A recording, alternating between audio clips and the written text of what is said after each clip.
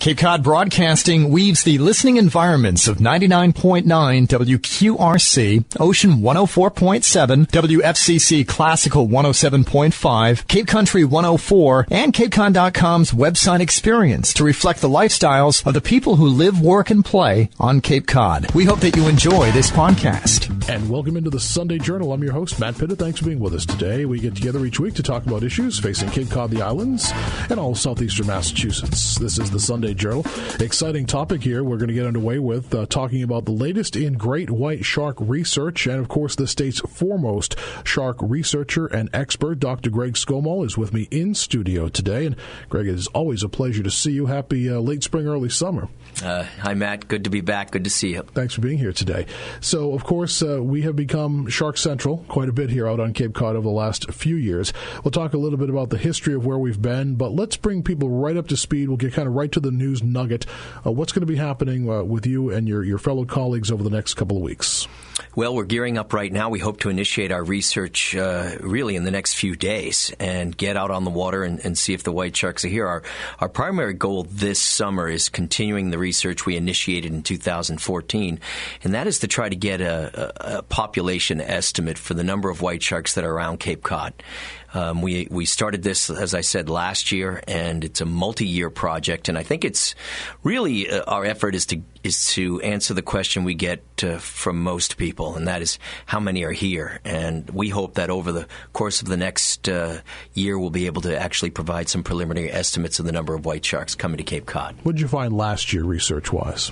Well, the research starts in a way where you go out and basically hunt down every white shark you can find, identify that individual, and then go back the following year and do the same thing over again. And our early findings last year, our final results indicate that we had identified 68 individual white sharks in the area off of Orleans down Chatham and Monomoy. Does that number surprise you, shock you, when you realized, and as you were going through the process, and you're counting up 68 great whites? What's your thought just about that number? Well, Matt, you probably know better than anyone. You've asked me over the years how many are out there, and I tend to, dance around the question quite a bit. But I used to say, on the order of, dozens of animal, a couple dozen, maybe 3 dozen. So I was indeed surprised when our final tabulation came down to 68 individuals. I didn't anticipate that many, and the next step for us is to be able to extrapolate that number 68 to a broader population estimate. And the way we do that is by going out this year and, again, looking for those individuals and try to come up with a proportion of the population, then just expand it. So, it's entirely plausible we saw, 10%, 50%, who knows, 70% of the animals that are out here, but we'll be able to hopefully provide those numbers over the course of the next year. Let's talk about how you're going to be doing the research. You work with the Atlantic White Shark Conservancy. Let's talk about that organization. They've become pretty critical in terms of getting the funding to be able to do this research. Yeah, as many people know, I work for the Massachusetts Division of Marine Fisheries, and my salary is certainly covered by the agency. But we don't necessarily have a lot of money for the white shark research. We've got a lot of fires to put out at the state level, and white sharks are not necessarily one of the highest priorities, unfortunately. But we've been very fortunate to have Cynthia Wigrin and her husband Ben start an organization called the Atlantic White Shark Conservancy just a couple of years ago. And they're a nonprofit that has really been set up to help support our research as well as educate the public about white sharks. And I'll tell you, we wouldn't be conducting the research we're doing right now without the Conservancy. Since you started doing this extensive research over the past couple of years, what have you learned about the sharks, the white sharks, that maybe you didn't even know as an expert in this? What don't we still know? What do you want to know? So multifaceted there. We'll take it one at a time there. So what have you learned over the past few years that was either surprising or shocking, if you will? Well, I found myself in a very interesting position because the white shark is a species that has not been well studied in the Atlantic Ocean. So virtually anything we learned would be new. And not many scientists can say that this time, at this day and age. So we started using a variety of different tag types that would give us a sense of what the sharks were doing over multiple scales. And I think some of the most remarkable findings we're getting is, when white sharks leave Cape Cod, they go great distances. Some go as far as the Gulf Gulf of Mexico, and others travel out into the middle part of the Atlantic Ocean.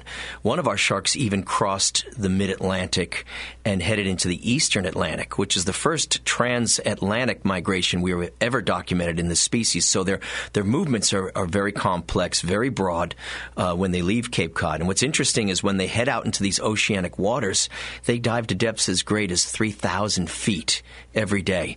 And we didn't know that about white sharks in the Atlantic. And of course, it begs the question, what are they doing?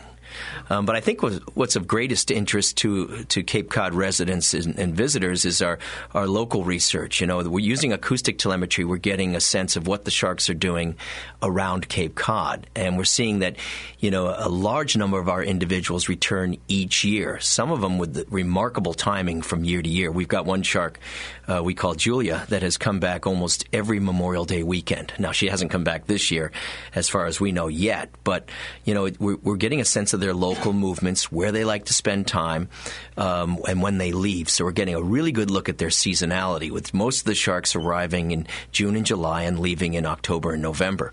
So, it's been really exciting, these different technologies we're deploying and the information we're getting from them. Dr. Greg Skomal is my guest today on the Sunday Journal, and we are talking about great white shark research. As you heard Greg say a few moments ago, you're going to be getting, or the researchers are going to be getting onto the water over the next couple of weeks, and you'll be going for most of the summer, Greg. Is that the plan at this point? Yes, we'll go through all of the summer and into October, even through the month of October if our funding holds out, and it's really funding contingent. Take us out there. Take us through, if you will, visualize or give the visual for the radio listener. What happens? You get on the boat in the morning. Take us out there. Give us the visual. Describe what happens throughout the day. I have to admit it's a great job because it's a really fun day. We do pile onto the boat. The boat is provided through the Conservancy by John King, a resident and board member of the Conservancy, a resident of Chatham. And John's boat has been modified with a pulpit that puts us really close to the water, but ahead of the boat. So the pulpit's really quite instrumental. And what we do is we use Wayne Davis, who's a spotter pilot. He's been spotting for tunas and swordfish for 4 decades, if not more. And he goes up and locates a shark, and we immediately blast over to it as quickly as we can. And once we get close enough to it, we basically sneak up on the shark. And using simple GoPro cameras attached to poles, we videotape and photo document the animal to determine whether or not it's a shark we'd previously seen before. And what most people don't know about white sharks is that each one is unique in its coloration patterns, its scarring patterns, and its fin patterns, its fin shapes.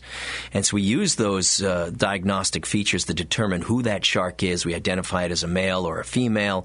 And then what we try to do is tag it with one of our various kinds of technologies. And typically it's an acoustic tag that allows us to follow its movements locally as well as when they leave the Cape. So it can be pretty exciting. Some days we'll see 1 or 2 sharks. Some days we'll see no sharks, but we've had incredible days where we've seen, upwards of a dozen animals in a single day. I'm still stuck on, you said you sneak up on the shark. I'm not really sure how you sneak up on a shark in a boat, but it sounds pretty interesting.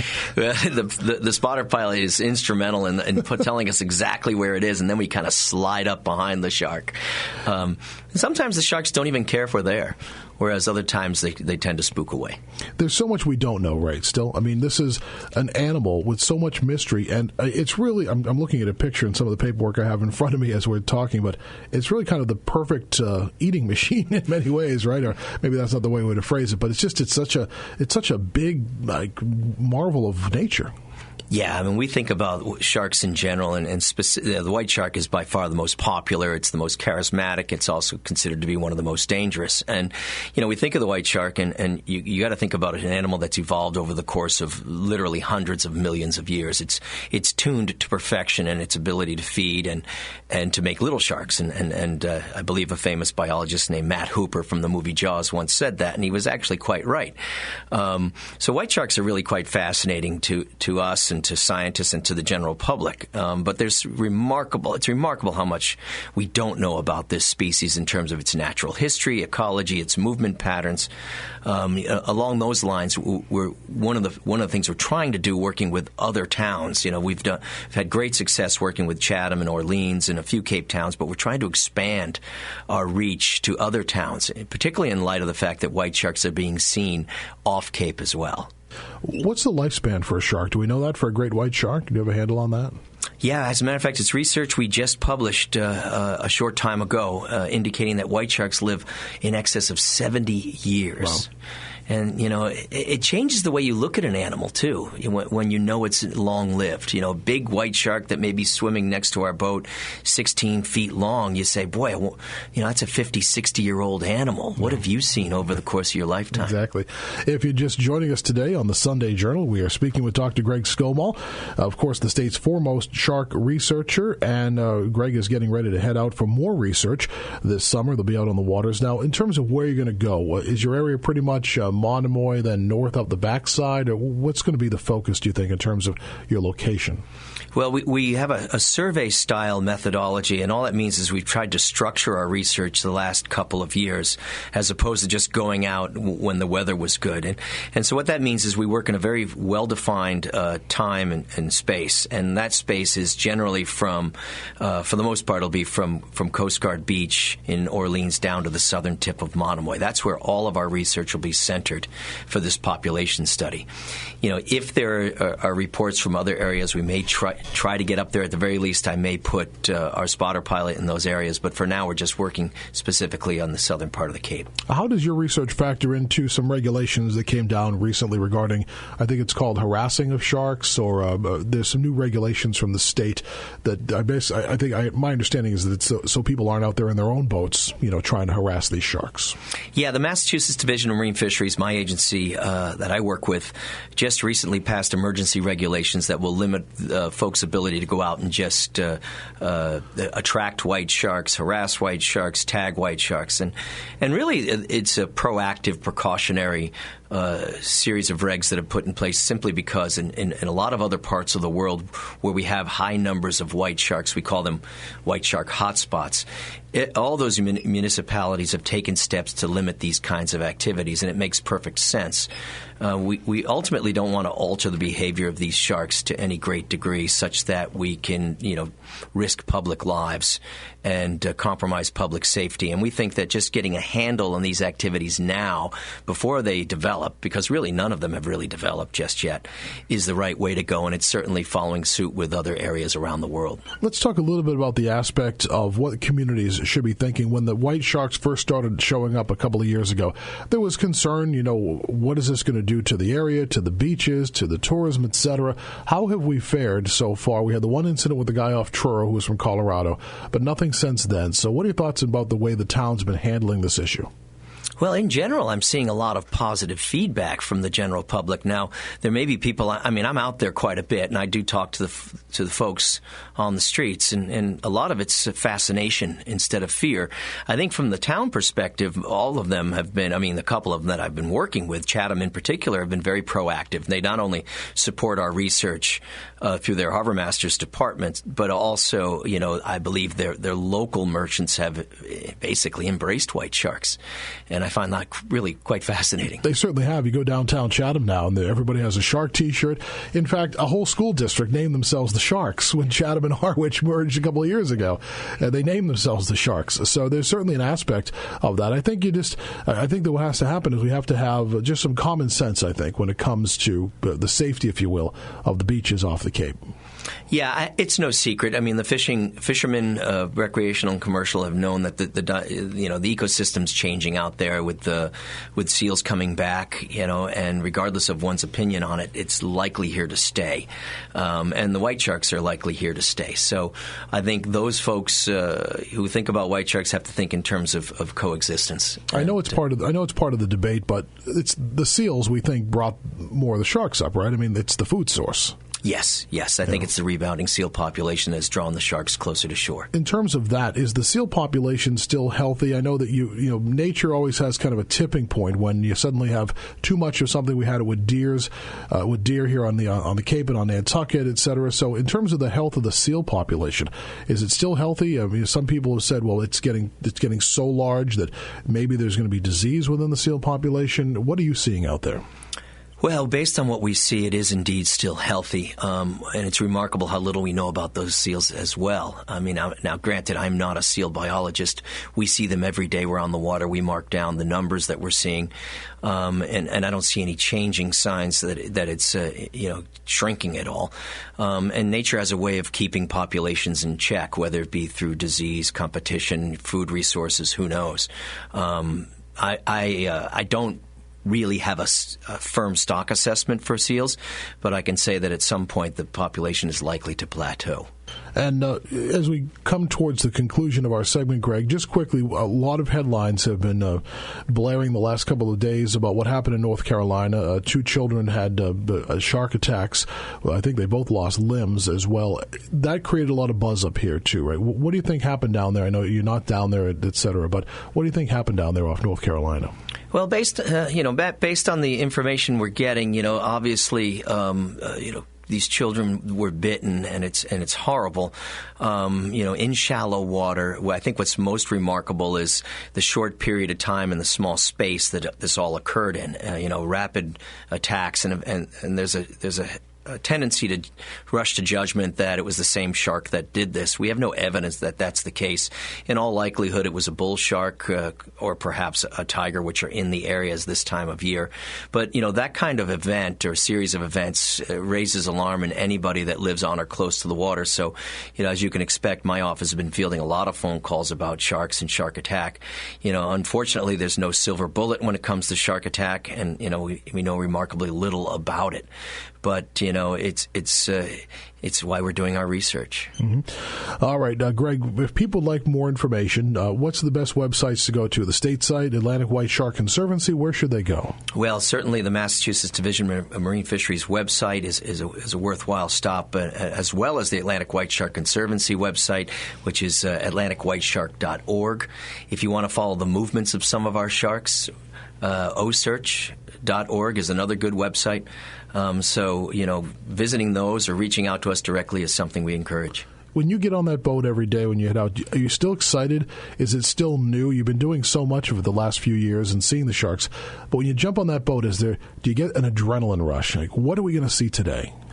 Oh, yeah, I'm like an 8-year-old kid. I really am. It's like a candy store with a bunch of sharks. In a candy store. It's like a dream come true for me to be doing this, and I'm very fortunate to have been at the right place at the right time, and with these sharks showing up and our ability to study them. But yeah, I'm every single time I see a white shark, I'm just exhilarated. And you became a Discovery Channel star too through the Shark Week programs, right?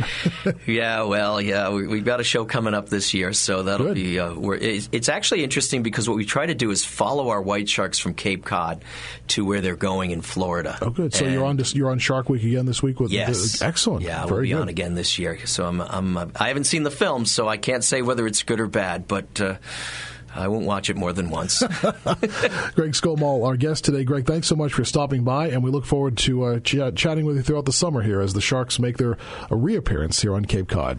Thanks a lot, Matt. It was great to be here. Appreciate you being here with us today on the Sunday Journal. I'm your host, Matt Pitto. This podcast is a presentation of Cape Cod Broadcasting, which is solely responsible for its content. Thank you for listening. For more information, please visit us at capecodbroadcasting.com.